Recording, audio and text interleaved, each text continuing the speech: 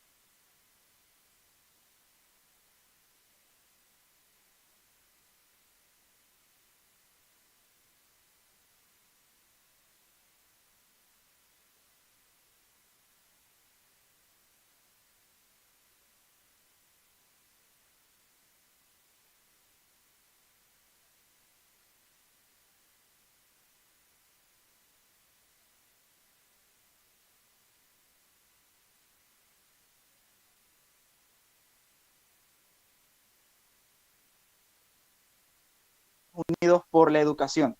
A todas las personas que nos están escuchando, les recordamos que pueden dejar sus mensajes en la opción de inbox en YouTube.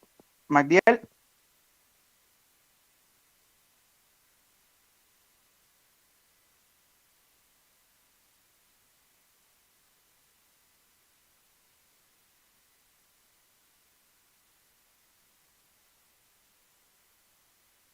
Es importante recordarles a todos los que estamos acá que esto es un esfuerzo gracias a Jóvenes Unidos por la Educación y gracias al Museo de la Libertad. Bien, recordamos nuevamente que pueden dejar sus preguntas en la casilla de comentarios de esta transmisión y se les harán al final a los panelistas. Vamos a empezar con nuestra invitada número 1, Betty Brannan Jaén. Fundación Democracia y Libertad es una fundación sin fines de lucro, creada para contribuir al respeto y la defensa y la promoción de los derechos humanos y la democracia, así como el conocimiento de los tropiezos y los logros de nuestra historia. Betty Brannan Jaén trabajó como columnista para el diario La Prensa desde Washington, D.C. Allá escribió muchísimos artículos y uno de ellos precisamente plasma la importancia de dedicar un espacio a los derechos humanos y a la libertad en Panamá. Hoy hablaremos también con Ricardo Martínez, especialista del sector de educación de UNESCO. De igual manera, hablaremos con Edna Mosquera, guía interpretativa del Museo de la Libertad, con David Calderón, presidente ejecutivo y fundador de Mexicanos Primero, con Mónica Fábrega, directora de operaciones de Knowledge Group, con Nivia Rosana Castrellón, mentora de Jóvenes Unidos por la Educación, y desde la perspectiva de la juventud con Cristina Filloy por parte de Jóvenes Unidos por la Educación. Vamos a dar inicio con la Fundación Democracia y Libertad. La Fundación Democracia y Libertad es una fundación sin fines de lucro creada para contribuir al respeto, a la defensa y a la promoción de los derechos humanos en Panamá, y es muy importante porque puede resaltar y podemos ahí apreciar el conocimiento de nuestra historia democrática. Hoy nos acompaña, como ya lo hemos conversado, Betty Brennan Jaén, que es vicepresidenta de esta fundación. Betty Brennan Jaén trabajó como columnista para el periódico La Prensa desde Washington. Ahí escribió más de 1.600 artículos y en uno de ellos planteó por primera vez la oportunidad de crear un espacio acá en Panamá dedicado para el derecho y la libertad. Buenas tardes, Betty Brennan Jaén. Un gusto tenerte con nosotros. Queremos saber cómo es que un artículo de prensa terminó construyendo un museo. Buenas tardes, Nathaniel. Buenas tardes a todos, a los otros panelistas y a los que nos honran con su presencia al escucharnos y a vernos. Espero que me puedan escuchar, no soy muy tecnológica. ¿Cómo comenzó esto? Es un cuento demasiado largo para aburrirlos aquí hoy, pero lo básico, como ya has mencionado, Nathaniel, es que fui columnista del diario La Prensa de Panamá por 25 años. Y en julio del 2009 se me ocurrió la idea de proponer un museo y que el museo celebrara lo que yo llamaba o visualizaba en ese momento como derechos civiles, derechos políticos, lo que en inglés se llama civil liberties. Y un lector, uno escribe tantas columnas que van a la basura directamente, pero en esta columna tuvo alguna resonancia y un lector se tomó el trabajo de entusiasmarse, de crear un comité. El comité decidió crear la Fundación Democracia y Libertad con el propósito de que esa fundación sin fines de lucro construyera este museo. Eso fue en julio del 2009. En mayo del 2019, o sea, el año pasado, abrimos puertas en el primer edificio. Lo que se planea serán 3 edificios. O sea que fue 10 años de esfuerzo convertir ese sueño de un museo en realidad. Y en el camino aprendimos mucho y refinamos mucho el concepto y ampliamos mucho el concepto. De modo que al final lo que yo propuse, que era una semillita de idea, ha quedado en el Museo de la Libertad y los Derechos Humanos, un museo de la democracia. Es un museo chiquito por el momento, pero con una misión muy grande. El mensaje de este museo es este: los derechos humanos son universales y todos estamos llamados a defenderlos. Sin duda, definitivamente que ha aportado muchísimo, como usted lo acaba de mencionar, en este año que lleva abierto al público en Panamá. Señora Betty, también nos gustaría saber cómo el rol del Museo de la Libertad y los Derechos Humanos es importante para defender los derechos de la sociedad, sobre todo de Panamá. Enfocamos el museo como una escuela, con una misión docente que es pilar fundamental de todo el esfuerzo del museo. Lo que queremos es enseñar que los individuos se sientan empoderados en defensa de sus propios derechos y en defensa de los derechos de los demás. Para eso, el individuo que se siente muy solo ante lo que parece tal vez una lucha grande, tiene que conocer sus derechos para poderlos defender. Tiene que conocer cuáles son las herramientas a su disposición. Tiene que conocer cómo son las alianzas que pueden ayudarlo en esa lucha por defender sus derechos. Pero al final es una misión docente, es una misión empoderadora. Tú sabes, Nathaniel, que cuando comenzamos esto en el 2009, veíamos que los derechos humanos estaban bajo amenaza, porque siempre están bajo amenaza. La pelea por los derechos humanos no se acaba nunca. Pero pensábamos que las amenazas eran las amenazas tradicionales: demagogia, dictadura, prejuicios, políticas discriminatorias, desigualdades. Lo que no jamás pudimos comprender o prever era que una pandemia global iba a ser una amenaza tan grave a derechos humanos que pensábamos consagrados hace mucho, mucho tiempo. Sin embargo, aquí estamos. Definitivamente. Y en este sentido, en su opinión personal, ¿en qué aspectos secunda la democracia y la libertad el derecho a aprender? Bueno, es que otra vez, si no conoces tus derechos, no los puedes defender. Si no conoces lo que es de democracia y cuáles son tus derechos dentro de una democracia, no los puedes defender. No puedes darle ejercicio genuino a tus derechos. Está ampliamente reconocido que la democracia es el sistema de gobierno que más protege los derechos, pero una democracia requiere que todos los ciudadanos aceptan el compromiso de participar plenamente y que tengan dentro de su toolbox, dentro de sus habilidades, las destrezas que van a necesitar para ser buenos ciudadanos y para defenderse ellos mismos y crear una sociedad que sepa defender sus derechos y ser vigilante por los derechos.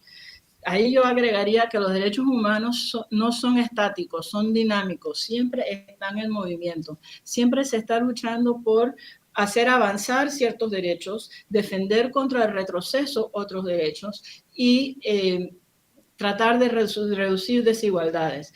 Cada ciudadano debe poder participar en esa lucha y para ello tiene que poder aprender a cómo ejercer sus derechos a lo máximo. Así es, me quedo con esas últimas palabras. Cada ciudadano tiene derecho a defender sus derechos, sin embargo, si no los conoce, no los puede defender y esto es importante. En este sentido, hoy también contamos con Ricardo Martínez, que nos acompaña desde UNESCO, al cual le vamos a ceder la palabra para que nos explique primero en qué consiste o de manera más amplia el Objetivo de Desarrollo Sostenible número 4, que conversa y habla sobre la importancia de una educación sostenible. Buenas tardes, Ricardo. Gracias por estar con nosotros. Buenas tardes, Natael. Buenas tardes, colegas. Es un gusto estar aquí compartiendo con ustedes. Creo que me pueden ver bien y me escuchan bien, ¿verdad? Excelente, gracias. Es un gusto aquí compartir con tantas caras expertas y algunas conocidas muy queridas. Voy a quitar mi video para pasar directo a la presentación.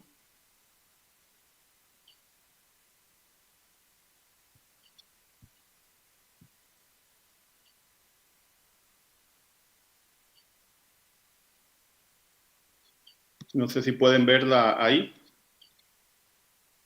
Excelente.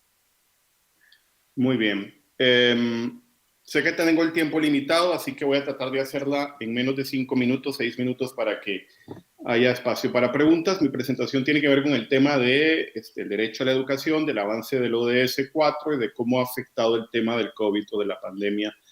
Es el alcance de este objetivo y el ejercicio de este derecho fundamental. Como sabemos, son 17 objetivos de desarrollo sostenible.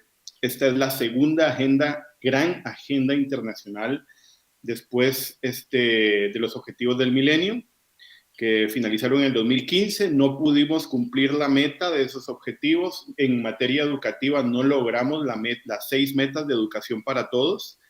Y eso es muy interesante de decir para que la gente mantenga siempre en su mente que la gran iniciativa de educación para todos, que tenía 6 ambiciosos objetivos, no se pudo cumplir por muchas razones, entre las más importantes, la falta de una fortaleza en las alianzas internacionales, los problemas de transparencia, corrupción, todo lo que evitó el buen financiamiento, la adecuada gestión y el avance comprometido de todas y todos en el logro de estos objetivos. Centroamérica en general logró 3 de esos 6 objetivos, quedando algunos al descubierto, como fue educación de calidad, por ejemplo, como fue el de competencias para jóvenes en el trabajo y alianzas para el progreso. No es casualidad que esta nueva agenda de los Objetivos de Desarrollo Sostenible vuelva a plantear la necesidad de enfocarse en grandes metas, pero esta vez separándolas un poco más, abordándolas de manera integral y dándole una metodología, digamos, de funcionamiento distinta para ver si en estos 15 años logramos la meta. El ODS 4 es educación de calidad, con equidad, a lo largo de la vida. Esto es muy importante, este es un gran paso. Esta frase de educación a lo largo de la vida establece un antes y un después. Este objetivo tiene 10 metas, 7 metas particulares, 3 metas especiales. De las 3 especiales hay una dedicada a becas, otra a docentes y otra a instituciones educativas inclusivas y seguras. Sin embargo, una parte fundamental, más allá de las 10 metas, es que educación a lo largo de la vida tiene dos grandes mensajes. El primero, la educación no es un tracto compartimentalizado que se formaliza en 2 o 3 ciclos educativos. Es decir, si yo ya llevé preescolar, primaria y secundaria, ya cumplí. No es así. Educación a lo largo de la vida quiere decir, filosóficamente hablando, que la educación nunca termina. Siempre aprendemos y siempre podemos enseñar a otros. Es un proceso de alimentación constante. Yo enseño algo y al mismo tiempo yo aprendo algo. También dice que yo aprendo no solo a través de instituciones formales, que es el segundo gran mensaje, no solo aprendo de la escuela como institución, aprendo en la calle, aprendo de los gobiernos locales, aprendo de las redes tecnológicas, aprendo de los padres, aprendo de mi comunidad, de asociaciones público-privadas, aprendo de la empresa, aprendo del cine, del arte, es decir, estoy aprendiendo de todo. Por eso mi aprendizaje nunca termina. Y de ahí que es fundamental que este objetivo sea, y así se ha considerado, junto con el de salud y otros 2 o 3 objetivos más, de los 4 objetivos que posibilitan el acceso y el disfrute de todos los demás objetivos. Si este objetivo no se garantiza, si no se facilita, si no se invierte en él, corremos no solo el gran riesgo de no cumplir las metas, sino también de afectar nuestra calidad de vida de manera integral. Solo para dar un ejemplo, y con esto finalizo, en la escuela es donde todos los problemas de los objetivos del desarrollo sostenible suceden. Ahí hay pobreza, hay inequidad, hay desigualdad, hay problemas de agua y saneamiento, hay problemas de alimentación, hay problemas de seguridad y violencia, etc.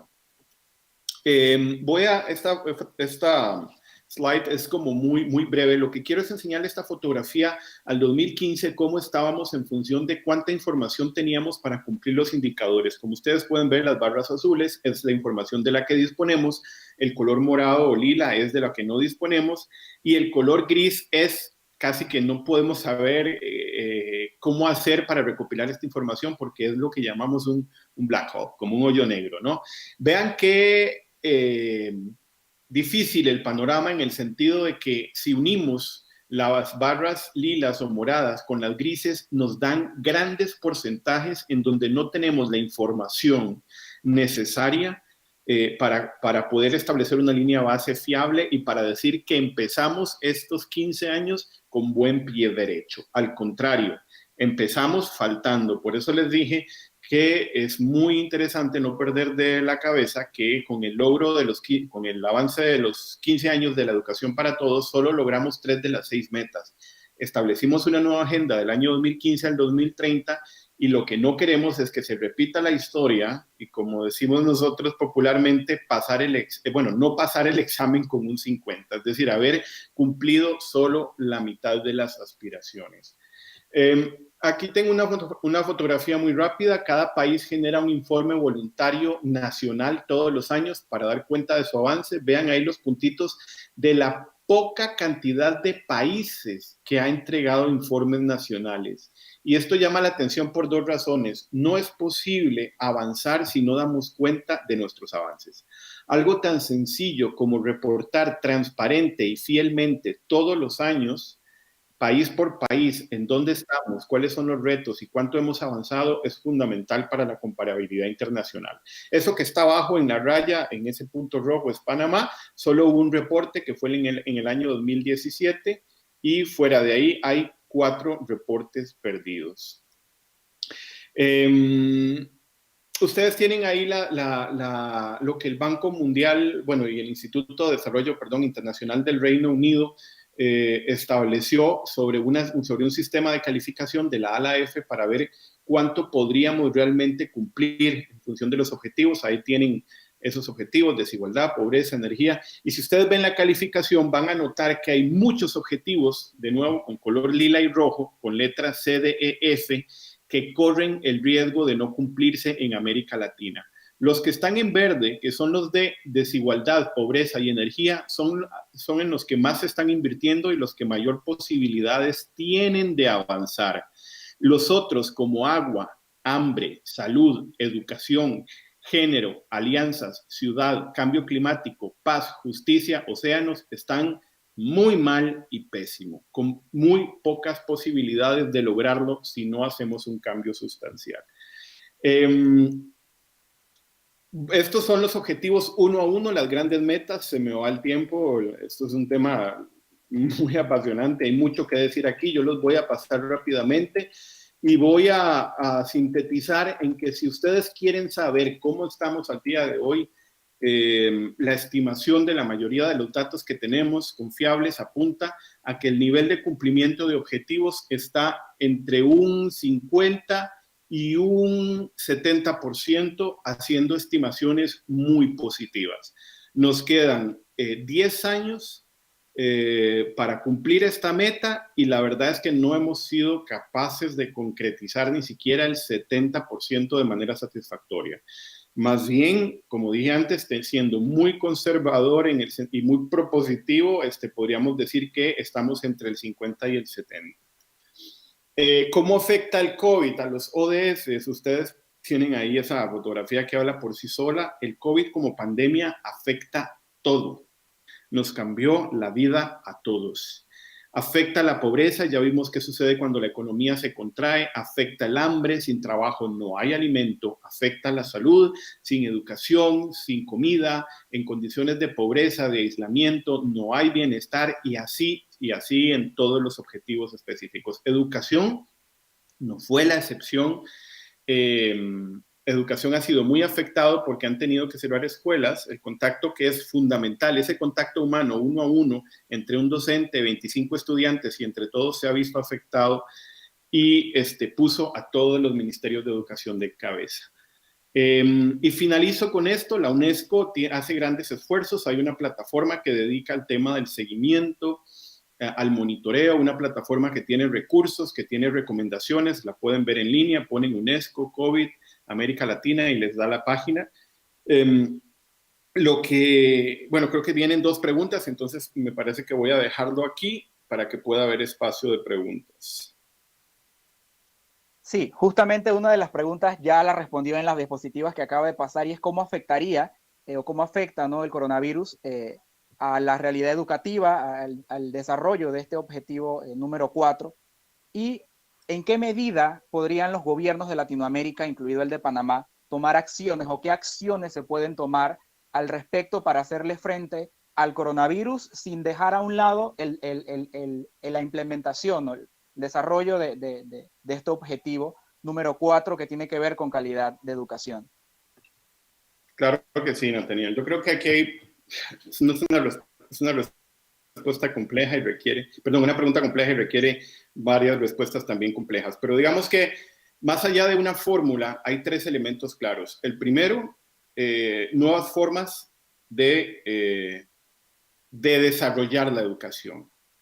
Los recursos tecnológicos vienen a saldar y a salvar de alguna manera la brecha que se crea cuando se tienen que cerrar las instituciones educativas. Sin embargo, aquello a lo que no le dimos tanta bola hace 10 años, 15 años, 20 años, que fue privilegiar la docencia y el desarrollo de instituciones educativas presenciales en contraposición a los sistemas digitales, ahora se nos viene en la cara y nos damos cuenta que no solo no estamos preparados, sino que no tenemos, ningún país lo tiene, y esto es muy importante decirlo, ningún país de América Latina tiene una plataforma que sea capaz de sustituir el proceso de enseñanza-aprendizaje tradicional académico diurno o de modalidades flexibles educativas. Por eso es que todo el mundo ha tenido que hacer aguas y conseguir alianzas estratégicas para montar sus propias plataformas. Ese es el primer mensaje. Así que la educación a distancia, el uso de la tecnología que ya se venía diciendo desde hace 10 años, se tiene que fortalecer. No solo por esta pandemia, sino por cualquier otra situación, cualquier otra pandemia, cualquier otra situación de riesgo, intervenciones militares, etcétera. Hay muchas causas por las cuales la emergencia puede incidir sustancialmente. Perdón, creo que hay un micrófono abierto, el de Magdiel. Eso por un lado. Lo otro es el rol de la escuela. El rol de la escuela tiene que reconfigurarse. Los padres y madres de familia ven a sus hijos en la casa y no saben qué hacer. Y UNESCO había dejado un mensaje muy importante en Educación para Todos hace 15 años, y es que la educación es responsabilidad de todos y todas. Nadie es el responsable fundamental para que uno salga adelante en la educación. Todos somos fundamentales. El Ministerio de Educación, el gobierno local, los padres de familia, los amigos, la sociedad, la empresa, todos. Y este es un barco en el que si no flota con todos, se hunde con todos. Así que fortalecer ese mensaje a través de la familia y otros espacios es fundamental. Y el tercero y el último, la última gran estrategia es cómo modernizar y reestructurar los sistemas educativos que han venido haciendo aguas desde hace 30, 40 años, que no estaban bien y que ahora en una pandemia se resquebrajan. Porque la economía se resquebraja, porque el nivel de descentralización que tenemos ya no nos sirve, y porque la forma de educar a una población que ya necesita herramientas y sistemas diferentes ya no nos alcanza en medio de esta pandemia. Muchísimas gracias. Definitivamente el manejo de datos y la información que nos ha brindado esta tarde es sumamente importante, porque precisamente con base en los datos y con base en esa estadística que se obtiene es que se planifican soluciones. Así que es importante que Panamá se sume a todas estas iniciativas internacionales de evaluación para poder ver qué hay que cambiar. Vamos a continuar. Nos acompaña desde el Museo de la Libertad Edna Mosquera, es guía interpretativa del Museo de la Libertad. Como ya lo mencionó Betty Brennan al inicio, el museo inauguró su primer pabellón denominado Igualdad, y con el tema los derechos son tuyos, son míos, son de todos, y es un deber de todos buscar y pelear por ellos. El museo promueve un sitio donde la cultura de la paz y la justicia del diálogo son el camino hacia el entendimiento fraternal. Edna, muchísimas gracias por estar hoy con nosotros. ¿Cómo y por qué el museo visibiliza los derechos humanos? Hola, buenas tardes. Bueno, en el Museo de la Libertad y los Derechos Humanos aspiramos a promover una sociedad más responsable, participativa, empoderada, inclusiva, vigilante de los derechos y que construya un país plenamente libre y democrático. Para ello, el museo ha desarrollado giras temáticas acompañadas de exhibiciones temporales. Entre estas giras temáticas que se han elaborado están Mujeres Invisibles, Hora de contar nuestra historia, que precisamente mediante esta gira se visibiliza a estas mujeres que a lo largo de la historia lucharon por el reconocimiento de los derechos humanos.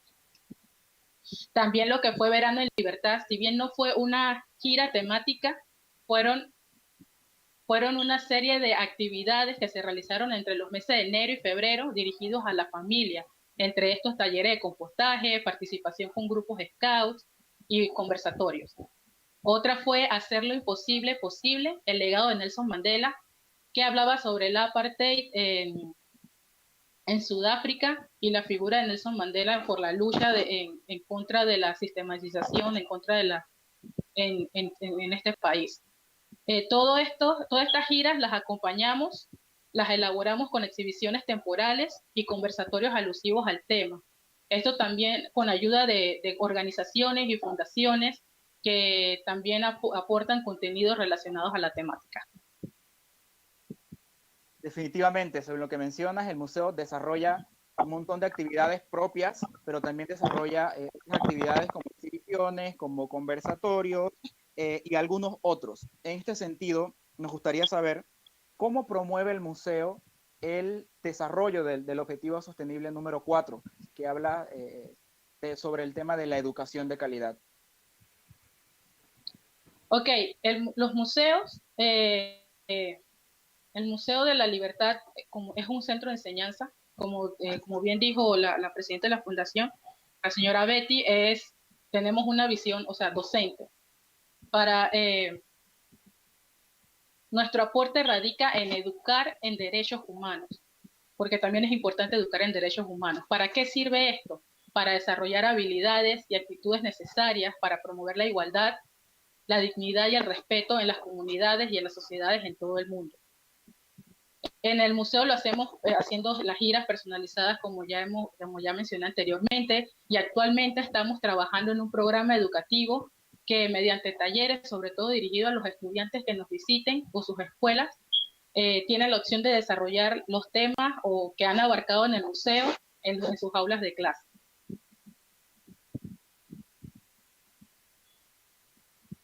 En ese sentido, Edna, y esta es una pregunta ya más personal que sí me gustaría que respondieras con tu experiencia a lo largo de este año trabajando en el museo. ¿Por qué crees tú, por qué cree Edna, que es importante educar a los niños? ¿Por qué es importante educar a los niños? Ok, la educación es la principal herramienta para que toda persona se desarrolle sus habilidades, sus capacidades, adquiera conocimiento, se empodere. También nos permite luchar contra la pobreza, la marginalización y desigualdades. Como ya mencionaron, este es uno de los derechos habilitantes que se considera habilitante, que quiere decir que permite el cumplimiento de otros derechos y que estos no sean vulnerados, como la libertad de expresión, de opinión.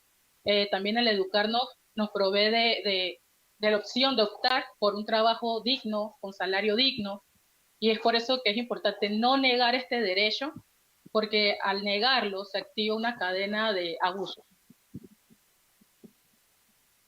Definitivamente, y creo que desde el Museo de la Libertad, al cual le queremos nuevamente agradecer por esta oportunidad sumamente complaciente para nosotros, es algo como las grandes ligas dentro de jóvenes, poder conversar con estas personas de carácter internacional, incluyendo por supuesto a ti, Edna. Y para finalizar, ¿cómo ha sido tu experiencia este último año? ¿Por qué crees tú que es importante que todos los panameños debemos visitar el Museo de la Libertad? Bueno, para mí ha sido una experiencia gratificante. En lo personal siento que me ha ayudado a crecer como persona, a lograr comprender y conocer situaciones que antes ignoraba, y también me ha permitido ser un agente de cambio al poder llevar todos estos conocimientos que he adquirido a otras personas. Yo estoy en el museo incluso desde antes que abriera sus puertas al público, lo que me permitió no solamente a mí, sino también a mis compañeros poder capacitarnos y adquirir los conocimientos y habilidades para poder atender a todo tipo de visitantes. E incluso todo esto que fuimos aprendiendo nos fue fortaleciendo, y así nos fuimos comprometiendo aún más con la misión del museo de los derechos humanos, de la libertad y los derechos humanos. ¿Por qué deben visitarlo? Porque este es un lugar que es un espacio de encuentro, de reflexión, reconciliación, promueve la cultura de paz, justicia y diálogo como el mejor camino para el entendimiento, como bien se ha mencionado. Es decir, que es este espacio seguro donde podrás ser escuchado, puedes expresarte, donde aprenderás sobre cómo se han ido reconociendo los derechos humanos, la situación actual de los mismos, nos hará reflexionar de esta situación y a dónde vamos con ellos. Y también conocerás personas y organizaciones en el museo que aún siguen luchando por el reconocimiento de los derechos, porque como bien mencionó la señora Betty, el tema de los derechos humanos es un proceso dinámico y que va evolucionando a medida que nosotros como sociedad, como humanos, también vamos evolucionando. Muchísimas gracias, Edna, y muchísimas gracias nuevamente al Museo de la Libertad. Y precisamente es un encuentro internacional, así que ahora nos acompaña desde México la Fundación Mexicanos Primero, que se define como una iniciativa independiente, ciudadana y plural, que tiene como objetivo impulsar la educación en este país, en México. Se encuentra con nosotros desde México David Calderón, presidente ejecutivo y fundador de Mexicanos Primero. A lo largo de la historia de esta fundación, ellos han hecho investigaciones y han obtenido datos que han permitido incidir en las políticas públicas para mejorar la educación de su país. Hace un par de años se realizó una investigación muy fuerte que dio como resultado una alianza muy grande y muy importante a la cual se llamó Fin al Abuso. David, bienvenido a Panamá y bienvenido a esta transmisión. Nos gustaría saber qué descubrieron en esta investigación y en qué consistía la alianza Fin al Abuso. Muchas gracias, Natanael, y muchos saludos a todas, a todos en toda América, todo Centroamérica, en Panamá. Muchas gracias al museo y a Jóvenes por esta invitación. en realidad empezamos la investigación mucho antes y tenía que ver con lo siguiente. Los fondos públicos en el gobierno federal que se enviaban a los estados tenían un desvío muy fuerte hacia los propios funcionarios y a las figuras del sindicato, de manera que en lugar de que se invirtieran propiamente en lo que es el derecho de los niños, que era desde el pago a sus maestros hasta la infraestructura de las escuelas, servía para este beneficio de los adultos. Era una privatización del bien público muy dramática. Así que empezamos en primer lugar por detectar ese desvío, subrayarlo y después de eso hacer una comunicación muy extensa en distintas partes del país y se hizo muy célebre. Hicimos un contador que iba marcando en una de las principales vías rápidas que rodean la Ciudad de México, estaba un contador que iba marcando cuánto dinero se iba desviando al minuto con respecto de estos fondos públicos. Se hizo un gran movimiento en el que participaron más de 100 organizaciones de sociedad civil y finalmente, además de la presión, digamos, en el Tribunal de la Opinión Pública, nos fuimos al Tribunal del Poder Judicial. Finalmente, después de 2 años, logramos que la Suprema Corte de Justicia reconociera la capacidad que tiene, según las convenciones internacionales y la Constitución de México, una organización como la nuestra para defender el derecho de los niños, y ordenó entonces a la Auditoría Superior de la Federación a que requiriera a los gobiernos estatales la devolución de ese dinero, la reintegración de los fondos que fueron desviados. Se recuperaron un poco más de 400 millones de dólares. Pensar que eso solo corresponde a un año de lo que se había desviado, y eso es la recuperación hacia el erario público más importante de la historia en mi país, y a partir de ahí empezaron a cambiar las reglas para que esta verificación del uso de los fondos destinados a educación no propiciara esa arbitrariedad, esa opacidad que permitió el robo por tantos años. Así que fue una forma muy concreta de aterrizar, sabiendo que el presupuesto es el medio privilegiado para los fines de la política pública y en este caso para el ejercicio de un derecho. Era crucial denunciarlo y por supuesto recuperar esos medios para el alcance del fin, que es el ejercicio del derecho a aprender de las niñas y los niños, en este caso en México. Y asumo que durante toda esta investigación y todos estos años han enfrentado muchos obstáculos, pero desde su perspectiva, ¿cuál ha sido el mayor obstáculo que le ha tocado vivir dentro de la organización y superar dentro de la organización? En general, la verdad es que nuestro mayor obstáculo son nuestras propias limitaciones, ¿no? Es nuestra incapacidad de comunicarnos con toda la elocuencia que quisiéramos, sumar a todas las personas que quisiéramos. Es con nosotros mismos en donde tenemos nuestra principal limitación.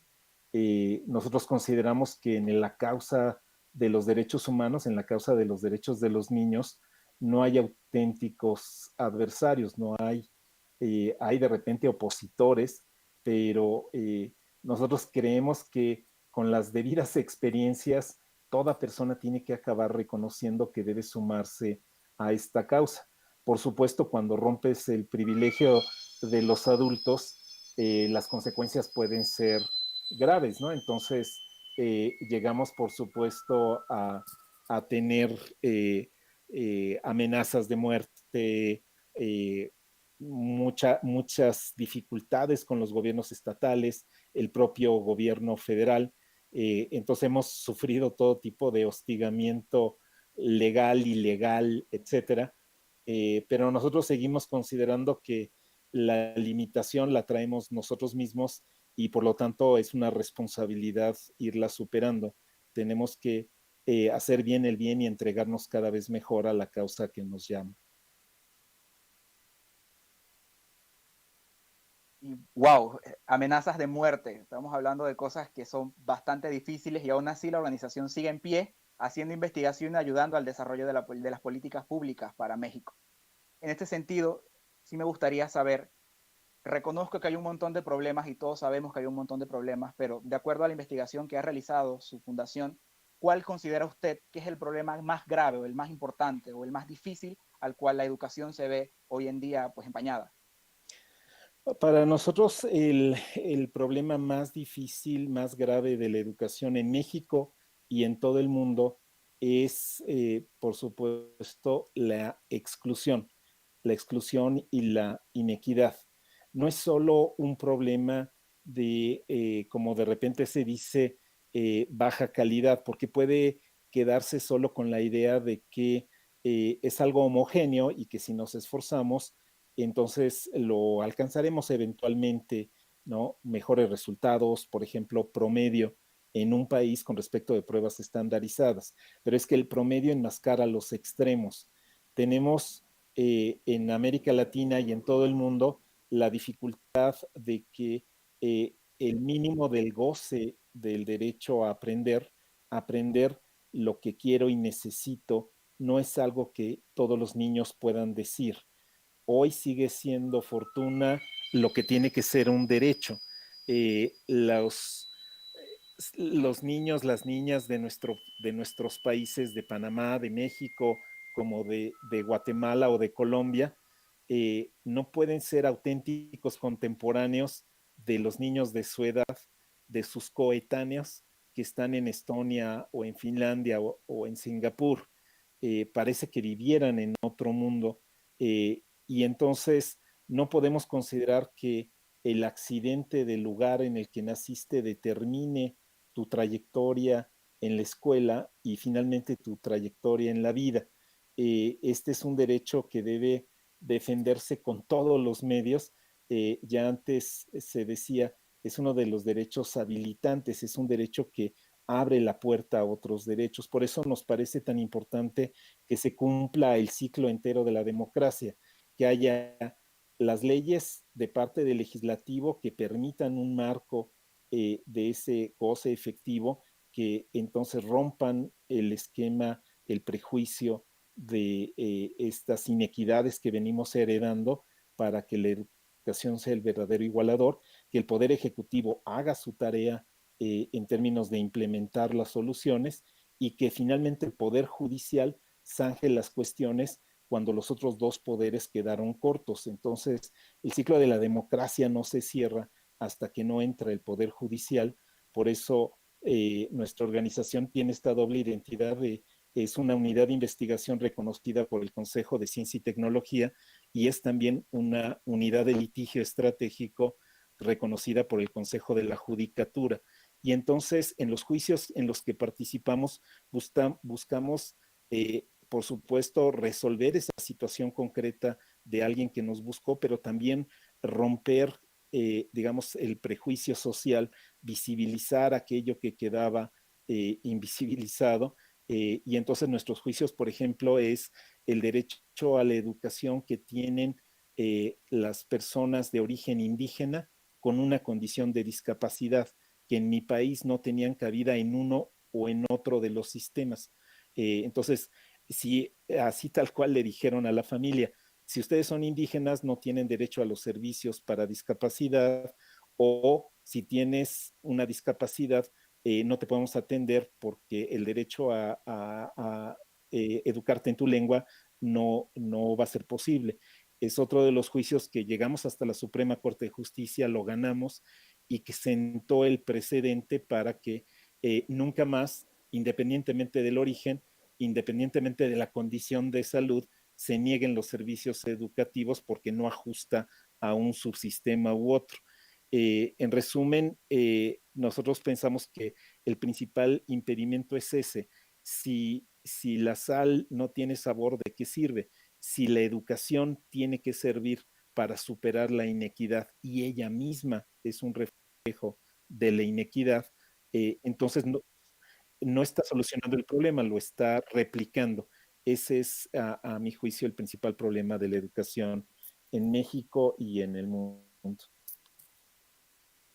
Wow, es importante. El principal problema en México, no solo en México, sino también en el mundo. Y hoy en día nos encontramos en una realidad que justamente afecta y afectó a todo el mundo, y es que los sistemas educativos, las clases presenciales como las conocíamos, están cerradas en casi todo el mundo, incluyendo Latinoamérica, incluyendo Panamá.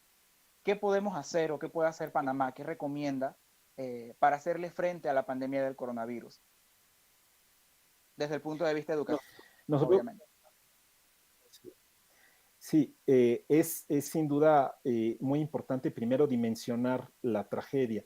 Este es el bache más profundo que ha tenido la educación en el planeta jamás. Nunca estuvieron proporcionalmente tantas escuelas cerradas, tantos niños fuera de la oportunidad prevista para aprender que nunca en la historia. Es un hecho que efectivamente aprendemos en todos lados. Ha sido un gran reto que en las familias se provean las condiciones para darle continuidad a algunos aprendizajes, pero justo algo que aprendemos, y no hay que olvidar seguir aprendiendo, algo que aprendemos de la situación de la pandemia es que no hay sustituto todavía para la escuela en su dimensión presencial.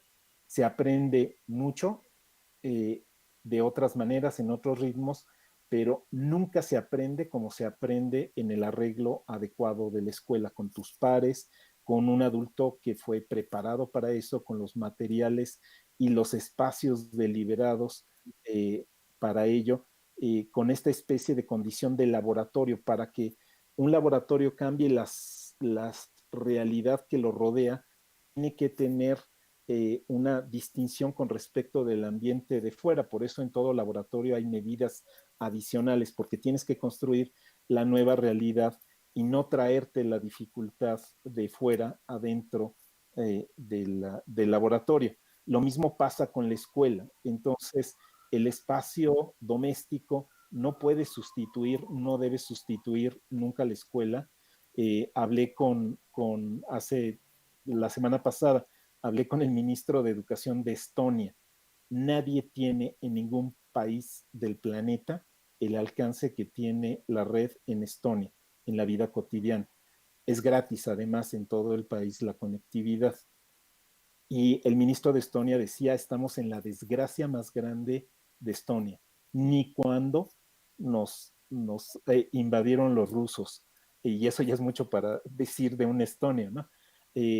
Porque un país que ama el aprendizaje sabe que si están cerradas sus escuelas, un día que estén cerradas sus escuelas, es una tragedia, y el día siguiente es una tragedia más.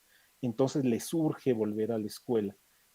Creo que hay que crear la conciencia en toda Latinoamérica que es muy importante cuidar la salud, pero no va a haber salud que sirva para la vida, no va a haber personas que puedan atender la salud de las siguientes generaciones si dejamos las escuelas cerradas. Y este es un compromiso que tienen que tomar los gobiernos, los docentes, las familias, el máximo de cuidado, pero es insustituible la escuela. No hay plataforma, no hay texto programado que sustituya la experiencia auténtica del aprendizaje presencial. Así que destacarlo y ponernos a trabajar para que la apertura de las escuelas se haga ordenada, escalonada, cuidada, pero se haga a la brevedad inmediata posible. Wow, son palabras muy fuertes y creo que se tienen que volver a mencionar y repetir. No hay ahorita mismo ninguna estructura que pueda reemplazar a una escuela. Wow, es es difícil y tener que decirle a los padres y a los gobiernos que hay que ir pensando en abrirlas nuevamente, definitivamente no es sencillo, pero es algo que es necesario. También nos acompaña esta tarde Nivia Rosana Castrellón, nuestra mentora de Jóvenes Unidos por la Educación, a quien le damos la bienvenida nuevamente. Nos gustaría saber de quién es el derecho de aprender, de quién es el derecho a la educación.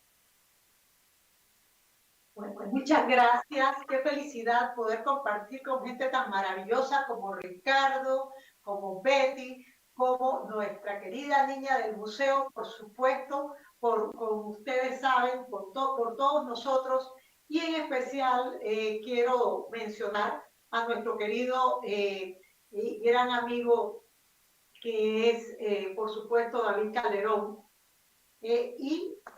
Básicamente yo quiero decir que el derecho a la educación pertenece a los niños. El derecho a la educación pertenece a los jóvenes, no pertenece a los adultos. ¿Eso qué significa? Que no podemos bajo ninguna circunstancia dejar de lado esa gran realidad. Esa realidad nos obliga a cumplirle a nuestros niños y jóvenes. ¿Y por qué ahora? ¿Y por qué no más tarde? Cuando el país esté perfecto y tengamos la mejor plataforma de internet que llegue a todas partes. Porque resulta ser que las conexiones neuronales en el cerebro humano se dan a ciertas edades. Entonces, no puede ser que esta pandemia que ha visibilizado la desigualdad en el acceso a oportunidades de aprendizaje sea lo que determine en la práctica si un niño va a tener futuro o no. Quiero hacer hincapié que en los Estados Unidos ya se están viendo diferentes escenarios y se calcula que una persona que no recibe educación, dependiendo si es afrodescendiente, hispano o una persona que tiene una situación que no es de pobreza, va a tener un ingreso muy distinto durante toda la vida y lo va a afectar para siempre. Imagínense las situaciones que tenemos en Panamá cuando nuestros niños originarios solo el 15% tienen resultados aceptables en las pruebas de lenguaje, y por el otro lado pues vemos también que en la práctica hay grandes diferencias. Solo el 50% de nuestra prueba nacional Crecer, nuestros niños tienen las competencias básicas de lectura, matemática y escritura. Así que tenemos un gran reto por delante. Nivia, y en ese sentido, ¿qué pasa si no hacemos nada? Si dejamos las cosas como están. Bueno, yo creo que es una irresponsabilidad enorme. Hacerlo sería básicamente creer que uno es el gran señor de lo que ocurre en el mundo y al final que se permitiría un orden darwiniano. Y eso sería terrible. Nosotros no podemos permitir que nuestros niños y jóvenes de escasos recursos, especialmente los más necesitados, en un momento dado tengan una situación de vulnerabilidad que los inhabilite para siempre. Ya se está hablando que si no se toman las medidas necesarias de conectividad, y por eso se necesitan las alianzas, resalto el Objetivo de Desarrollo Sostenible 17, nosotros vamos a tener una involución de 30 años en el Índice de Desarrollo Humano. Estaríamos en los tiempos de básicamente el siglo pasado, en 1990. Entonces eso es inaceptable, no podemos darnos esos lujos.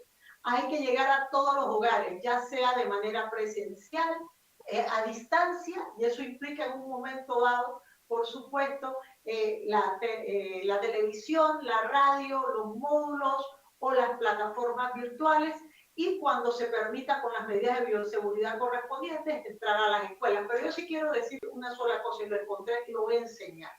Esto data de 1996, hace un cuarto de siglo. Nosotros estábamos hablando de los excluidos y los incluidos a través de Internet. En ese tiempo había 80 millones de personas conectadas en el mundo.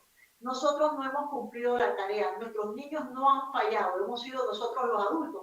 Hagámonos responsables. Hagámonos responsables, y justo en este sentido de hacerse responsable hay que entender e interiorizar que la educación no es única ni tiene que ser la única responsabilidad solo del gobierno.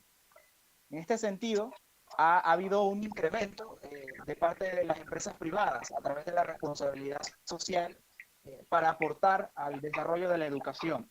Hoy nos acompaña desde Knowledge Group Mónica Fábrega, directora de investigación. Este grupo, la educación en nuestro país. Buenas tardes, Mónica, bienvenida. Nos gustaría saber por qué es importante que las empresas inviertan o utilicen su responsabilidad social empresarial para ayudar al desarrollo de la educación en nuestro país.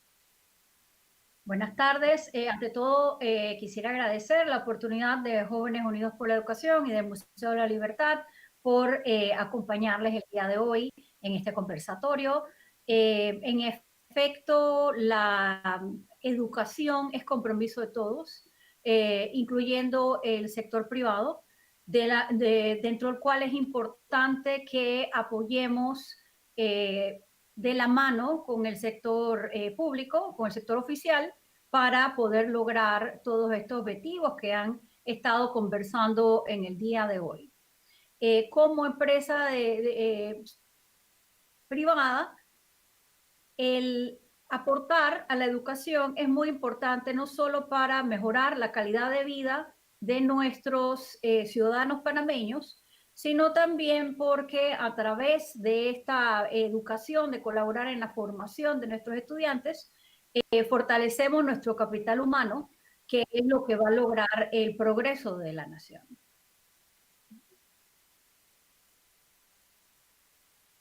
Así mismo es. Se logra a través de las alianzas, como ya lo decía Nivia, el objetivo número 17, que es precisamente crear alianzas. Sin embargo, asumo que durante la trayectoria de estas nuevas iniciativas han surgido algún tipo de inconvenientes o de obstáculos. ¿Cuál crees tú que sean los desafíos que todavía arrastra la responsabilidad social en cuanto a educación? Bueno, las empresas tienen deben colaborar con este proceso dentro de su área de experticia.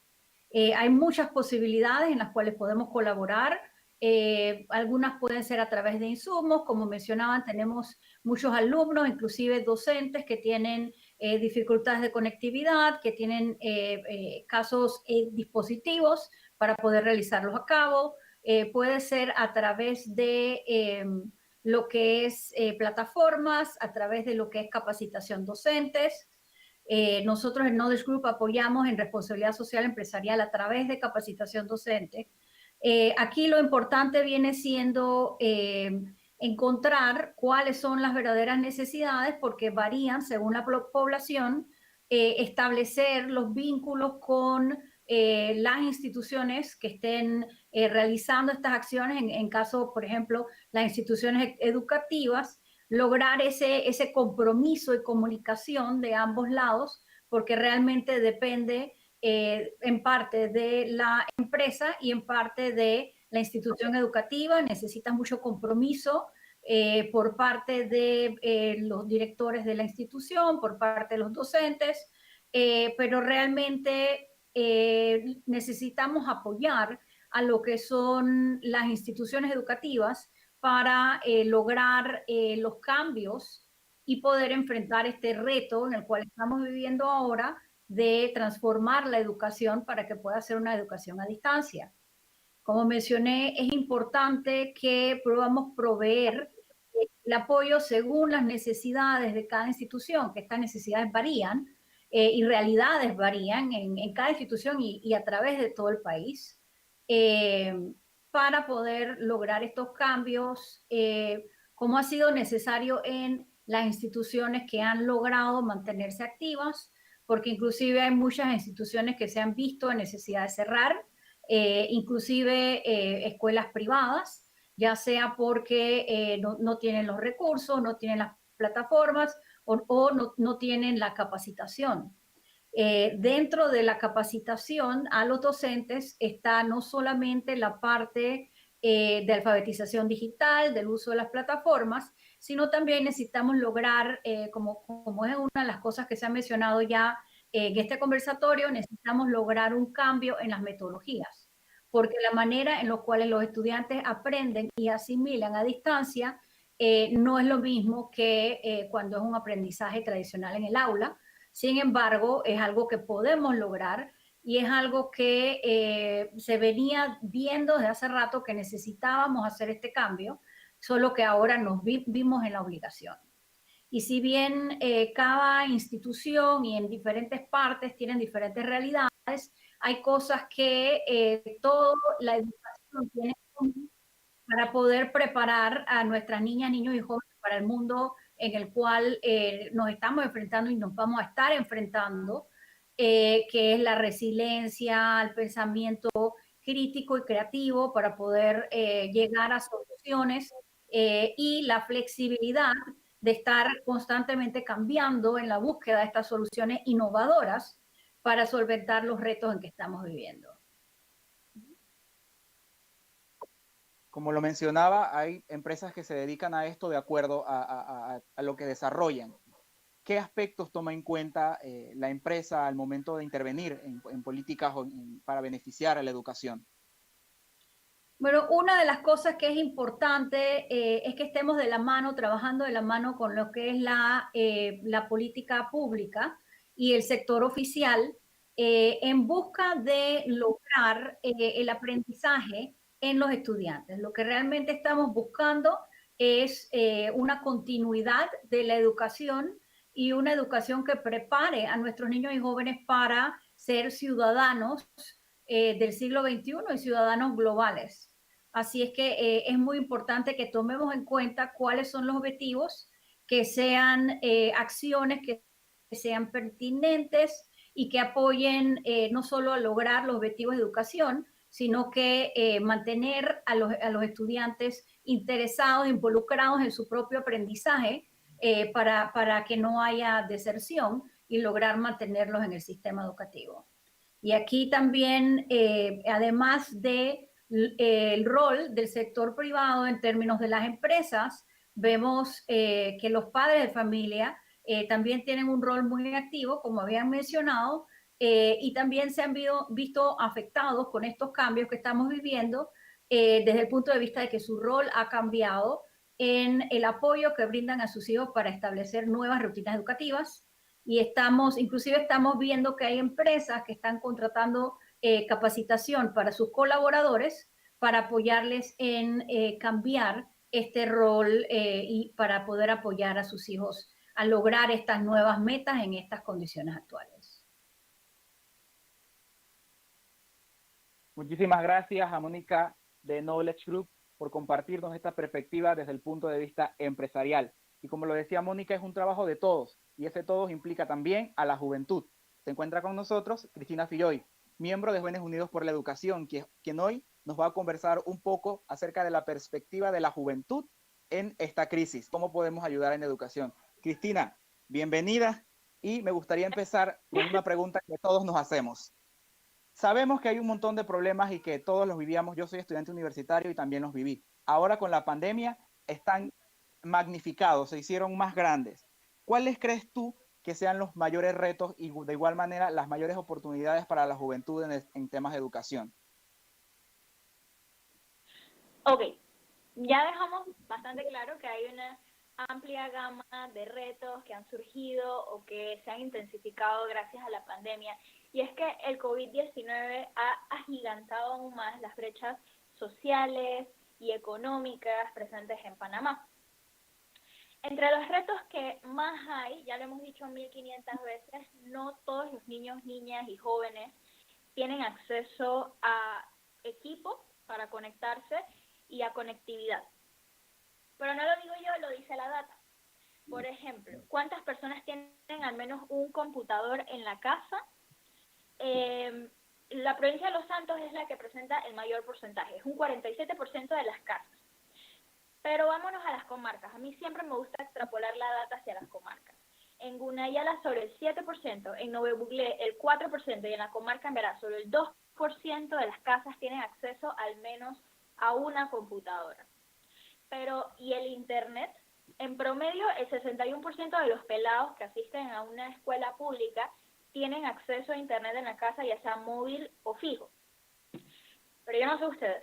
Yo tengo un trigger que para mí es las comarcas, porque de verdad que la data siempre se va a decir porque no sé siempre las dejamos a un lado. En Gunayala el 90% de los niños y en Nueva Ugla el 94% de los niños no tienen acceso a internet, o sea que no están dando clases, ni presencialmente porque no pueden ir al centro, ni en modalidad virtual, que es la solución que se está dando ahora mismo. Si ustedes están viendo este live es que tienen acceso a internet, a un servicio tan básico como lo es el internet. Y yo soy estudiante de segundo año de Derecho. Yo doy todas mis clases todos los días en Microsoft Teams y en Zoom, y entonces me pongo a pensar y me choca la realidad. ¿Qué están haciendo los pelados en áreas de difícil acceso donde la red no llega? Tenemos que abrir los ojos porque el lugar donde yo nazco no debe determinar si yo voy a poder acceder a educación o no. ¿Hay soluciones? Claro que sí. Jóvenes Unidos por la Educación, el sábado pasado hicimos un live que se trataba sobre alternativas a la modalidad virtual. Hablábamos de la educación por radio y de la educación por televisión. ¿Y qué otras oportunidades hay? Bueno, es más fácil para los que tenemos acceso a internet. Yo siempre recomiendo que nos mantengamos ocupados. Hay un sinfín de cursos disponibles en línea de universidades que los están entregando gratis y es una manera de poder hacernos más profesionales, agrandar más nuestro currículo y eso. Pero otra oportunidad que yo quiero ver que se me ocurrió, que antes de la pandemia nosotros hablábamos mucho sobre el problema de cómo hacer que cada niño en un área de difícil acceso pueda recibir educación. Y siempre decíamos educación digital, esa es la solución. Pero el COVID ha hecho mucho más evidente que no todos los pelados pueden optar por esto porque no tienen computadora o no tienen internet. Así que pienso que si queremos emprender esa solución, va a haber que hacer una inversión muy grande en infraestructura, en tecnología de red y poder proveer computadoras a cada niño para que puedan hacer sus tareas y puedan acceder a módulos y cursos. Y otra cosa que se me ocurre es que el Meduca tome como una lección, porque es verdad que ningún Ministerio de Educación en el mundo, ningún sistema de educación estaba preparado para algo así. Nadie estaba preparado para algo así y, bueno, vamos a decir mañana más tarde, en muchos meses, regresamos a la normalidad, los niños regresan a la escuela y los pelados a la universidad y Dios no quiera vuelva a pasar algo así. Tenemos que tener un plan de contingencia porque el derecho a aprender no se puede poner en pausa. Fíjate que siguiendo tu línea sobre mirar hacia el futuro, hoy nos hemos encontrado con una realidad y es que muchas profesiones que antes eran no desvaloradas, pero digamos que hay muy pocos profesionales en esas áreas, hoy vemos que son las que más se necesitan. Entonces, si lo vemos de esta manera, porque como lo acabas de mencionar, nos explotaron todos los problemas juntos, eventualmente van a haber otras carreras u otras profesiones que son necesarias.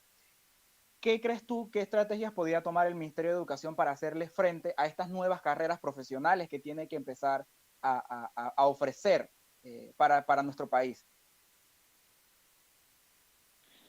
Bueno, hay que reconocer que durante el COVID hay muchas habilidades que han estado como on demand. Por ejemplo, muchos trabajos han enviado a sus colaboradores a hacer teletrabajo. ¿Eso qué es? Manejar una computadora. Muchas vacantes están solicitando gente que sepa usar software para hacer automatizaciones, para así hacer los procesos más efectivos y poder reducir el contacto físico. Y yo no sé ustedes, pero yo cuando entro a mi Instagram, toda mi publicidad es de gente que está vendiendo brownies, mascarillas con diseños cool y artículos de limpieza y las cosas, y eso es emprendimiento. El problema es que eso no lo vemos en la escuela. Apenas acaba de pasar la ley de emprendimiento para meterla en el currículo, ¿no? Y pienso que es algo que tenemos que impulsar. También pienso que algo que me di cuenta en la cuarentena es que ya tenemos que considerar meter educación emocional como una materia en la escuela, porque es algo que siempre se ha necesitado en el currículo, no se está dando y tiene muchos beneficios. O sea, vamos a pensar que comenzar a enseñar sobre comunicación asertiva con mis compañeritos, la importancia de autoconocerme, la gestión de emociones, o sea, ¿por qué me estoy sintiendo así de esta manera y qué me quiere decir eso? ¿Qué voy a aprender de esto? Y saber tomar decisiones según mi contexto. Todo esto es importante y pienso que por eso Educación emocional es una materia que ya se tiene que ir pensando para, ¿sabes?, meterla en el currículo. Entonces, el Ministerio de Educación tiene que ver estas falencias que tiene nuestro sistema, muchas falencias en el currículo. No todos sabíamos usar una computadora, no todos sabíamos las herramientas que estaban disponibles en Internet para hacer videollamadas y videoconferencias. Y conozco muchos pelados, muchos amigos que no todos hemos llevado la cuarentena bien. Tenemos sentimientos de incertidumbre, de ansiedad, y es importante saber manejar esto. Y sí, pues que el Meduca tenga en cuenta estas falencias para poder proporcionar educación pertinente, o sea, una educación que esté adaptada a nuestra realidad y contexto.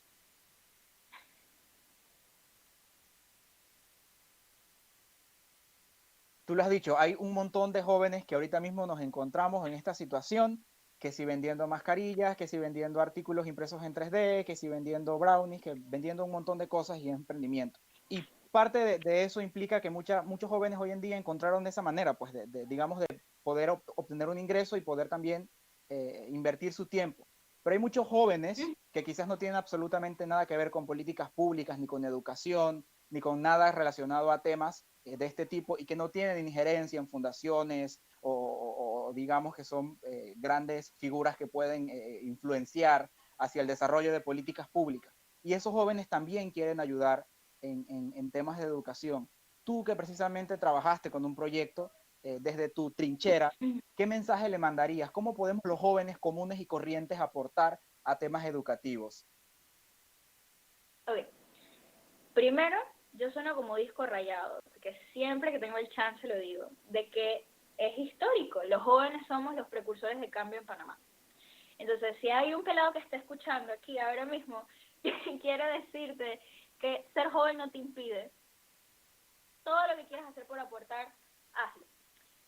Pero ok, ¿qué hago concretamente?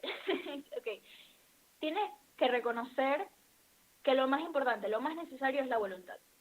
Es tan simple como agarrar y decir, hay tal problema de educación en mi comunidad que me molesta, quiero corregirlo, ¿qué solución voy a emprender para hacerlo? Y es que hay varios ejemplos de cómo los jóvenes en Panamá han tomado esto en sus propias manos. Por ejemplo, el ejemplo de Joel Batista en Ayudinga. Desde los 14 añitos, 13 añitos, haciendo videos de tutorías y los publicaba en YouTube, y con el paso de los años se ha construido una fundación.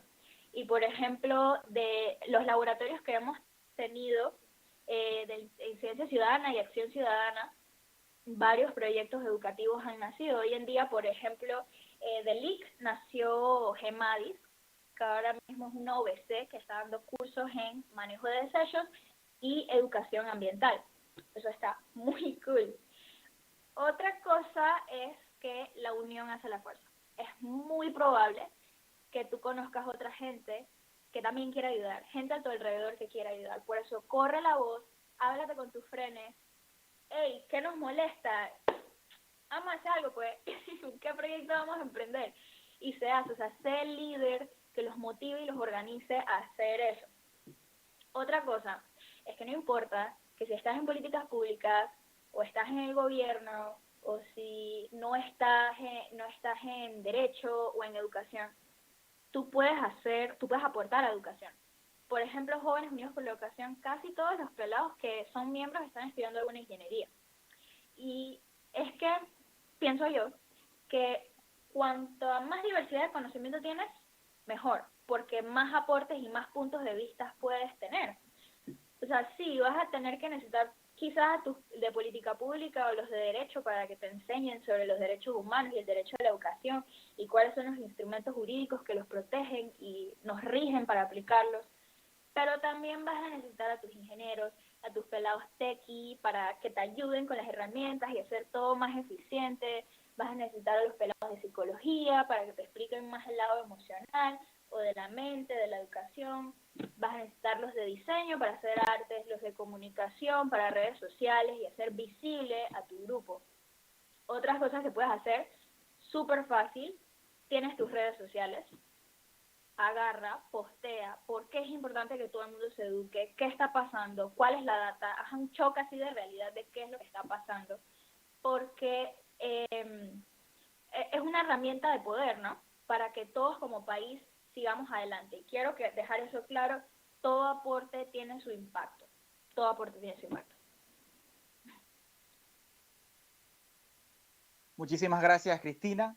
Definitivamente tú lo has dicho, todo aporte tiene su impacto, por más chiquito que parezca, realmente es importante y puede beneficiar a las comunidades. Tenemos una pregunta de una de las personas que estaba viendo el live. Esta pregunta nos gustaría realizársela a David. Hemos visto un montón de cambios, un montón de datos, un montón de cosas que están, digamos, pasando de una manera muy rápida. Y esto precisamente hace a esta persona preguntar, ¿cuál cree usted que sea el mayor cambio que ocurra en educación? Que la pandemia sembrará un antes y un después en cuanto al tema de educación. ¿Cuál cree usted que será ese mayor cambio que vamos a observar en temas de educación? Yo creo que el cambio ahora es todavía incierto. Es decir, que depende mucho de nosotros darle dirección a ese cambio. Porque eso, nos podemos engañar pensando que esta irrupción tan violenta como fue, sin embargo, automáticamente nos va a llevar a dejar atrás aquellas cosas que fueron una limitación en el pasado. El poder de la inercia es enorme y entonces hay el riesgo de que nos regresemos empobrecidos y atrasados a lo que ya de por sí hacíamos mal. Entonces, ¿cuál es más bien el cambio que quisiera impulsar, ayudar a impulsar junto con muchos otros en todo el mundo? Es uno y principal,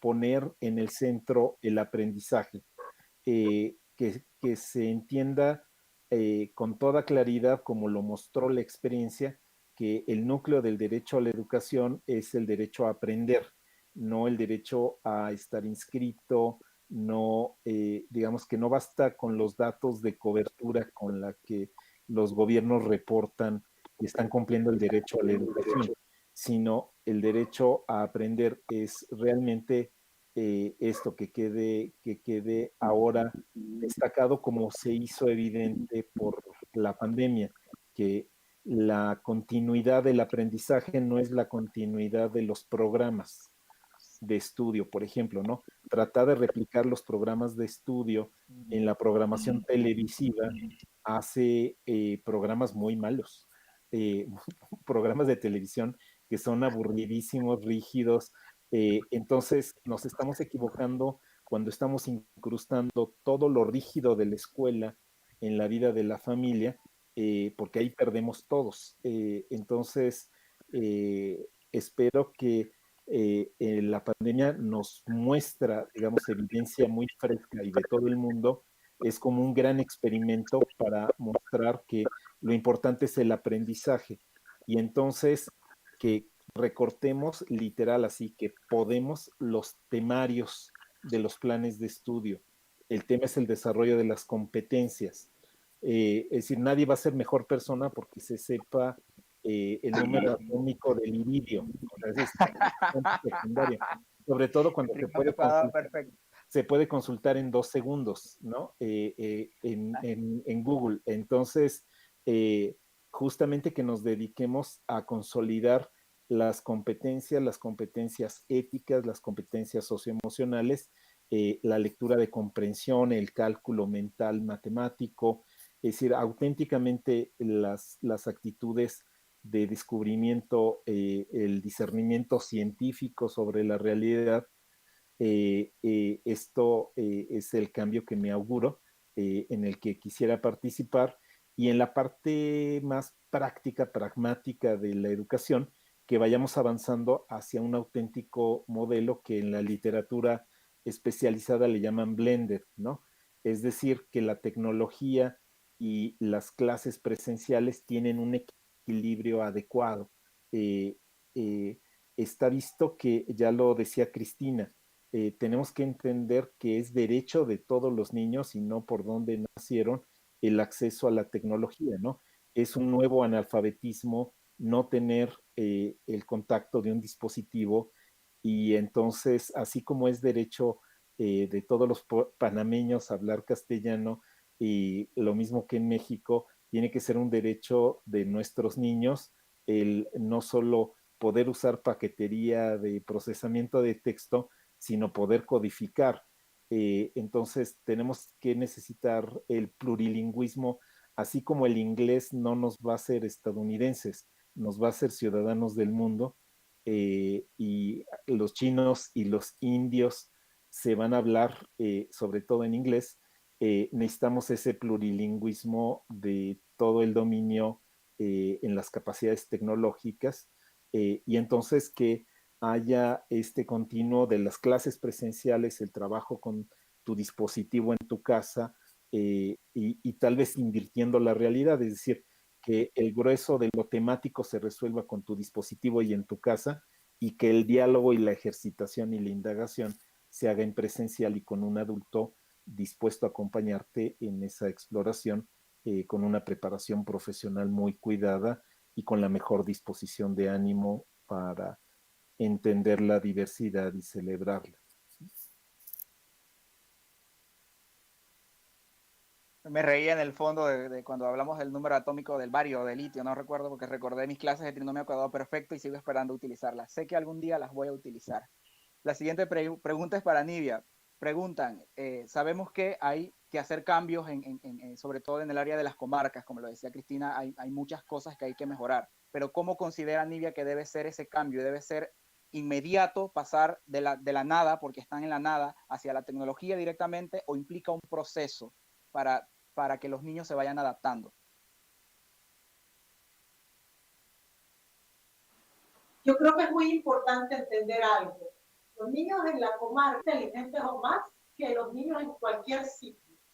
Entonces no hay, y eso fue un debate con una persona que estuvo con nosotros en el Compromiso Nacional por la Educación, me decía que había calidad en el contexto. Yo le dije, jamás. ¿Por qué? Porque no hay niños de primera, segunda y tercera categoría. Y ustedes muy bien lo saben, cómo de alguna manera mentoreados de esta servidora, que el derecho a la educación implica que tiene que ser asequible, tiene que ser aceptable, tiene que ser adaptable y tiene que estar disponible. Siendo así, definitivamente tenemos nosotros los adultos que hacer las adaptaciones correspondientes a todas las regiones y culturas. Es muy relevante que nosotros entendamos que hay que preservar lenguas originarias, pero también darles el acceso a idiomas universales, por un lado. Y por el otro lado, en el tema de la tecnología, de pronto nos sorprenderíamos, porque yo conozco muchachos extraordinarios, uno es miembro de Jóvenes Unidos por la Educación, lo conocen ustedes, es nuestro referente, Benzemar Montezuma, que tuvo la gran oportunidad de salir de Llano Tubrí, y gracias a que fue muy, ¿qué puedo decir? ¿Cómo puedo decirlo? Fue un hombre muy persistente. 2 veces le negaron la beca, la tercera se fue a Chile, un hombre graduado de la Universidad de Chile, y conocemos a muchos más. Pero esto es un tema de equiparación de oportunidades. Entonces, no lo dejemos, no nos pongamos a pensar en que no va a ser factible. Yo soy de la opinión que tienen que hacerse 2 cosas al mismo tiempo. Por un lado, asegurar la vinculación hogar-escuela en este momento, hoy, porque no podemos permitir que haya una pandemia de deserción escolar, especialmente en las áreas de vulnerabilidad, que ya sabemos que ha ocurrido en otros países y en la historia, por ejemplo, con el huracán Katrina, que se dio en los Estados Unidos, hubo una deserción del 20% en ese momento. Por el otro lado, insistir en que al mismo tiempo y paralelamente debe venir la estrategia de hacer de Panamá un sitio absolutamente comunicado. Y esa comunicación tenemos que insistir en ella, que se dé de una forma totalmente democrática, porque el derecho al acceso a la tecnología, ya incluso la ONU ha hablado de que se trata también de un derecho humano. Entonces es romper con los círculos de exclusión. Así que hablaría de hacer 2 procesos en paralelo y empezaría siempre por los más vulnerables. Muchísimas gracias, Nivia. Y tú has mencionado algo muy importante, el tema de las becas. En este sentido, nos preguntan en YouTube, la pregunta para Betty, precisamente, ¿qué podemos hacer o qué se puede hacer para equiparar oportunidades o para buscar oportunidades de becas para los estudiantes, para que puedan formarse de la mejor manera en sus propios países, porque incluso en nuestro país hay personas que quisieran estudiar y no tienen los recursos para hacerlo, o de forma internacional? ¿Me escuchan? Sí, bueno, muchas gracias por la pregunta, pero está verdaderamente fuera de mi expertise porque no soy docente ni experta en pedagogía y no estoy segura cómo se pueden facilitar mayor becas, pero sí quisiera aprovechar un momentito para hablar de las comarcas, porque en el museo tenemos unas voces inspiradoras y una de esas es Sara Omi, la primera mujer en obtener licenciatura como abogada mujer indígena, y ella es emberá y es lideresa de las emberá. Y cuando la hemos entrevistado nos cuenta verdaderamente en una forma muy emotiva de cómo es difícil para los niños de su comunidad llegar a la escuela, tienen que caminar horas, esto es muy difícil, y cuando ella llegó el momento en que ya no había más posibilidades de escuela en su comunidad, tuvo su mamá, que era una persona muy avanzada e inteligente, buscó cómo mandarla a la ciudad para que se terminara de educar. Y entonces tenemos que hacer algo para las comunidades indígenas. Tenemos que tener mucho más alcance de acceso a la educación, porque es un derecho para ellos y un deber para el resto de la sociedad. ¿Cómo lo hacemos? No sé. ¿Cómo tenemos más becas? No sé. No es mi ramo, pero apoyo absolutamente que tiene que hacerse. Así es, definitivamente que sí. Y siguiendo con esta línea, la siguiente pregunta va para Ricardo. Ricardo, desde UNESCO, nos pregunta alguien en YouTube, ¿cómo se puede defender los derechos de los niños ante gobiernos llenos de corrupción a lo largo de toda la historia? Bueno, yo creo que voy a repetir algo que dijo la colega Betty. El tema de los derechos es fundamental. Tenemos que conocerlos para poder luchar por ellos. Pero yo creo que esta es una responsabilidad de todos y a mí me gusta mucho el mensaje de educación para todos, creo que sigue siendo pertinente. Así como todos somos sujetos de derecho, también todos somos sujetos de responsabilidades. Lo que pasa es que vivimos en una sociedad que a veces lo que hace es generar brechas o incentivar, digamos, desigualdades. Por ejemplo, queremos que los niños de 4 años, o sea, nos fascinamos cuando niños de 3 años, 4 años pueden usar un dispositivo y ya entran con capacidades diferenciadas, dicen que ya llegan con el chip y les damos más insumos, acceso a tecnologías, a redes, que vean televisión, que vean cine, que vean internet, casi que sujetos autónomos, y nos hace muchísima gracia que sean como pequeños adultos, pero luego nos escandalizamos cuando vemos los problemas que hay en los centros educativos, por ejemplo, en los baños escolares, donde los niños y las niñas tienen conductas sexuales precoces. Nadie quiere hablar del tema, decimos cómo es posible. Entonces yo creo que una parte fundamental es, un poco como decía Nidia, o sea, hacernos responsables también de qué es lo que estamos creando, de que muchas de las brechas las genera una sociedad que no tiene tanto control sobre lo que está incentivando, pero creo que es reconocimiento de todos y necesidad de que todos actuemos a todo nivel y que las etapas de desarrollo y cognitivas no se adelanten. Eso, hay un mensaje importante desde el punto de vista de las ciencias cognitivas. Todo el mundo tiene derecho a vivir su etapa. Por algo es que existen las etapas de desarrollo. Entonces, no depositarle a los niños tampoco la responsabilidad de adultos y tampoco no tener adultos que sean como niños. Y en el proceso educativo y en la política, eso es fundamental. O sea, es un tema de responsabilidad de todos.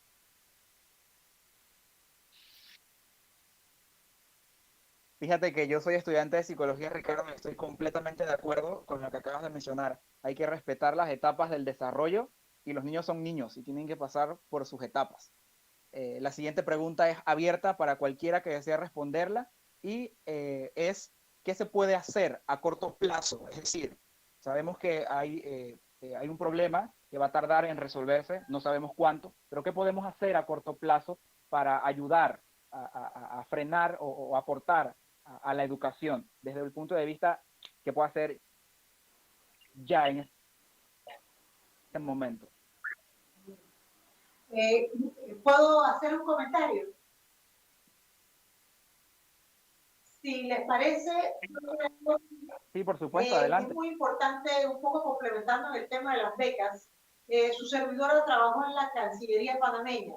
Una de las fórmulas es hacer una diplomacia muy activa para conseguir becas a través de los diferentes estados, que son estados amigos, y en las áreas de interés. Y además, quiero hacer énfasis en esto, y no quiero parecer de pronto necia, porque conozco algunas experiencias cercanas, que si se van a dar becas tipo Senacid, nos cercioremos que cuando la persona vuelva, tenga la oportunidad de conseguir no solamente una plaza de empleo, sino que pueda servir a su país como corresponde por el aprendizaje que ha logrado. O sea que hay una tasa de retorno sobre la inversión que hicimos todos.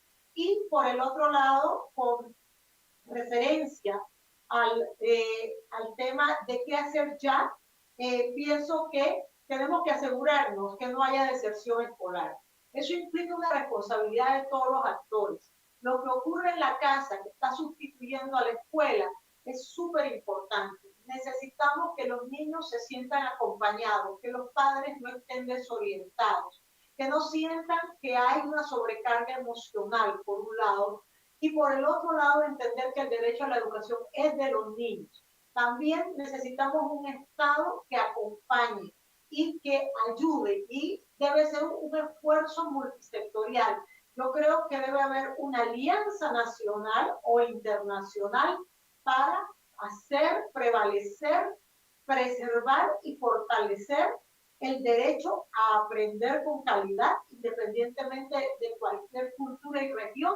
Y por el otro lado, también asegurarnos cada uno de nosotros hacer nuestra parte, no dejárselo a los gobiernos. A mí me da mucha vergüenza cuando cada vez escucho, hay que preguntar qué va a hacer el ministerio. Si la única persona que yo sé qué puede hacer o no puede hacer soy yo. Entonces yo no le doy mi responsabilidad ciudadana más a nadie. Me pongo de primera en la fila y hago esa misma invitación para todos los que nos están viendo de Panamá, América Latina y de todas partes. Inclusive para complementar un poco, quisiera decir que ya sea las empresas, como nosotros, Knowledge Group, empresa de consultoría educativa, o inclusive las escuelas, que tengan oportunidad, o cualquier institución educativa, que tenga oportunidad de ofrecer webinars para capacitar a docentes, a padres de familia, a directores de colegios, y que podamos vernos beneficiados de experiencias, seamos de esa manera solidarios, y podamos compartir lo que hemos logrado para poder enriquecer un poco y ayudar a ofrecer soluciones para salir adelante con lo que está sucediendo en la educación ante esta situación actual.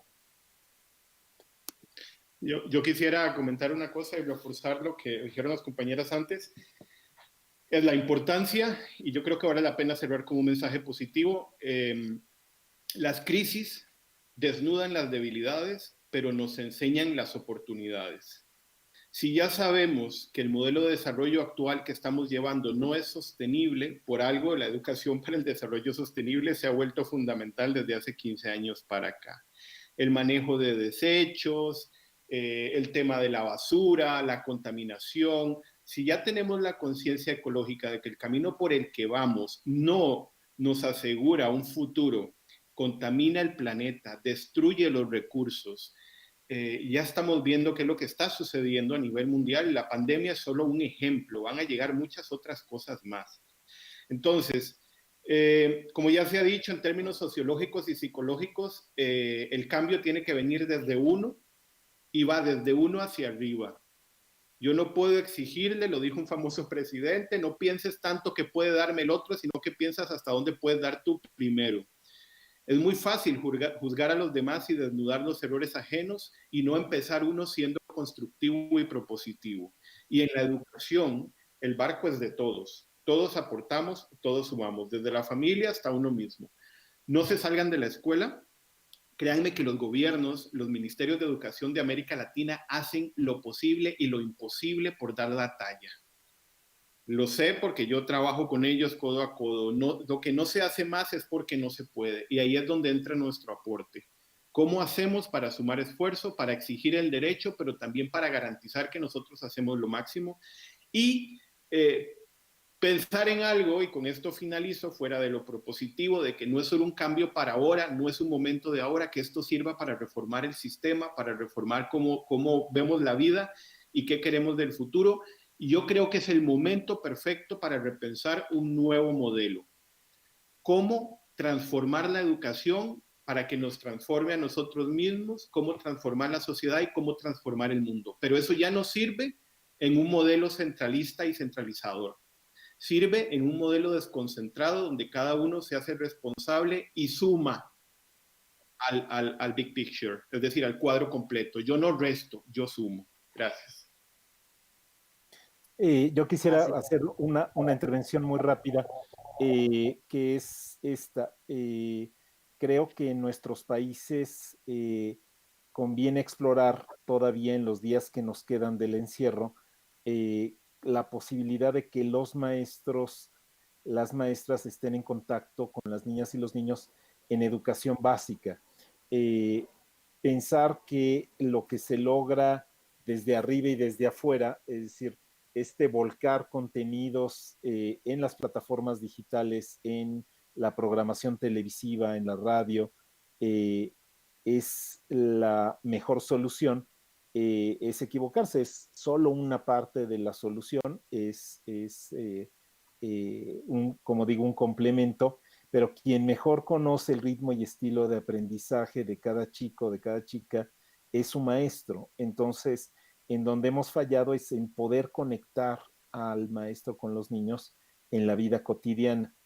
Y eso pueden ser los mensajitos de SMS, y eso puede ser una reconversión de los sistemas postales de nuestros países, que los servicios de mensajería, en lugar de estar solo procesando las compras de Amazon o de el carrito del supermercado, también se conviertan en servicios solidarios, digamos, en la medida de lo posible, para conectar a los maestros con los alumnos. Y no solo para estar enviando y recibiendo tareas y deberes, como les dicen los argentinos, sino sobre todo para mantenerse en contacto, para invitar a una investigación, para estar como muy sensibles a lo que pasa. Cuento una anécdota brevísima, ¿no? El gobierno de mi país, y digamos, discrepo respetuosamente de lo que dice Ricardo, sin duda nuestros ministerios hacen mucho trabajo, pero les falta muchísimo más, ¿no? Y justamente porque hay una comprensión limitada de lo que significa la educación. Por ello, por ejemplo, en mi país, en donde hay 26 millones de personas en la educación básica, se creó programación televisiva, y entonces los bloques eran de 50 minutos por grado escolar. Y así tuve la experiencia literal que alguien dijo, ¿cómo nos están pasando el Imperio Romano en una lección con alguien que está en un sofá, en un estudio de televisión, cuando yo lo que necesito saber es cómo nos cuidamos aquí en la casa, cómo podemos apoyar las tareas de cocinar y limpiar. Entonces, esa falta de relevancia, esa falta de flexibilidad que tienen los grandes sistemas burocráticos, se compensa, digamos, con la agudeza de las maestras y los maestros en la vida cotidiana. Entonces, ¿cómo apoyamos esto? ¿Cómo apoyamos que desarrollen sus propios materiales, haciendo colectas de crowdfunding, como tuvimos una experiencia muy recientemente, para que maestros maya en el sur de México pudieran crear los cuadernillos en lengua indígena y entregarlos personalmente? Entonces, saber que justamente todavía tenemos que crecer mucho en la respuesta de los sistemas escolares, pero que su parte más viva son los maestros y hacer el esfuerzo todavía por lo que queda del encierro para que estén en contacto con los niños va a ser una de las mejores inversiones que se puedan desarrollar en estos días. Muchísimas gracias. Una última pregunta para Ricardo. Ricardo, ¿cómo se puede apoyar a los estudiantes con respecto a las dificultades de la época para acceder a becas de forma económica y fácil? Bueno, ya creo que lo mencionó Nidia. Uno de justamente de los objetivos de desarrollo sostenible especiales tiene que ver con el tema de becas. No sé si lo recuerdan de la presentación. El problema es que la mayoría de las becas se está perdiendo porque el tema del financiamiento no da ya. Y uno de las partidas, lamentablemente, muchas veces muy sacrificable, son las partidas destinadas a las becas. Pero las becas no son solo, y aquí yo creo que es importante para responder esa pregunta,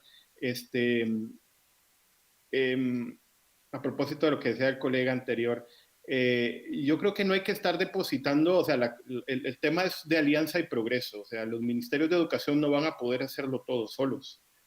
El problema es que la comunidad también tiene que involucrarse, no existe el superministerio en ningún lado del mundo, ningún ministerio de educación tiene la solución mágica para todo. Casi siempre todos los sistemas tienen dificultades y aún así los grandes países que han dado saltos en las reformas educativas llevan acuerdos nacionales por la educación que llevan décadas para reformar un sistema. Esto no se hace de la noche a la mañana. Y muchas veces uno no sabe cómo funcionan los sistemas por dentro y hasta que llega adentro los conoce. Entonces, yo creo que parte fundamental es retomar esa idea de alianza para el progreso, saber que las becas se pueden gestionar con alianzas público-privadas. Lo decía, creo que Mónica, desde la empresa privada, es fundamental la responsabilidad social y la posibilidad de que esas becas se den, para que no sea solo cuántos programas de alimentación del ministerio, cuántos programas para útiles escolares y uniformes, cuántas becas dan las universidades para estudiantes. O sea, hay una responsabilidad del gobierno local, luego nacional y luego internacional. Pero el gran cambio en el enfoque que dan los objetivos de desarrollo sostenible no es cuánto pescado te regalan, no es cuánto te ayuda. Es esa posición de asistencia social de que yo recurro a alguien para que me dé la solución mágica, como si fuera una película de Disney, aquella de fantasía, donde yo recito un hechizo y todo se transforma mágicamente. Eso no es posible. Lo que sirve es aprender a surgir, a salir adelante, por supuesto que con acceso, con garantía, todos tenemos que poner de nuestro lado, pero aprender a pescar. La respuesta para mí tiene que ver con alianzas público-privadas, con fortalecimiento de gobiernos locales que pueda hacer la comunidad, con transparencia, porque muchas veces las becas se pierden no porque no existan, sino porque se manejan mal, y luego con un nuevo modelo de desarrollo que viene de abajo hacia arriba y de arriba hacia abajo. Muchísimas gracias por tu respuesta. De esta manera y con esta intervención finalizamos nuestro webinar sobre la importancia del derecho a aprender, que no es negociable, es un asunto de todos. Y creo que una de las palabras que más se nos van a quedar marcadas es las palabras que nos mencionó el vicepresidente de la Fundación Mexicanos Primero. No tiene que ser fortuna lo que es un derecho. La educación es un derecho, no un favor. Y en la medida de que gobierno, sociedad civil, empresa privada, jóvenes y todos los actores de un país puedan lograr hacer campañas y hacer políticas públicas para mejorar la educación, esta realidad va a cambiar. No dejemos no dejemos la acción en las manos de un actor supremo. Todos somos parte de este gran engranaje para el desarrollo de cada uno de los países de Latinoamérica.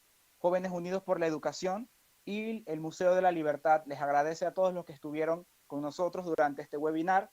Los invitamos a suscribirse a nuestro canal y activar las notificaciones para que estén pendientes de futuras acciones. Muy probablemente tendremos actividades similares a estas o más grandes próximamente, por lo cual también los invitamos a seguirnos en nuestras redes sociales, @Jóvenes Unidos por la Educación.